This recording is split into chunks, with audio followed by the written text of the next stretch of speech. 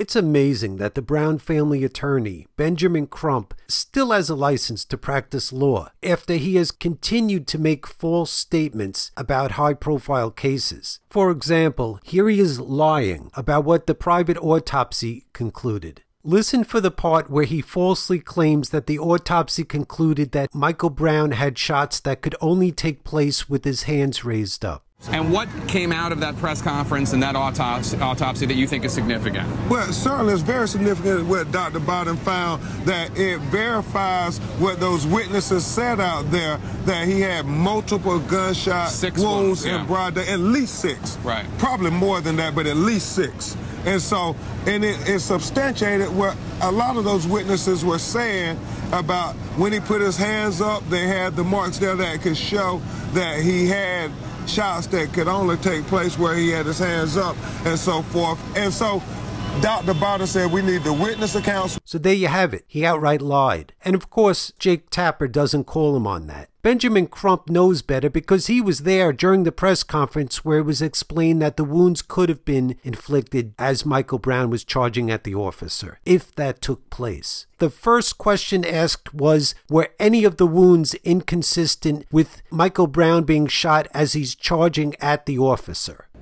Dr. Baden? Yeah, the attorneys behind me thought that there might be a question among you. We're here to seated young lady. Are any of these wounds inconsistent with the witness accounts that Michael Brown was shot while rushing the police officers? There could be consistent with his going forward or going backward, but they're for the front. And if he was shot going forward, he would collapse right away. The problem, yeah, so it's possible. There are a number of different possibilities to that. The autopsy said that those wounds could be consistent with Michael Brown charging at the officer. And that's a possibility. I don't know if it's true or not, but the autopsy could not rule that out.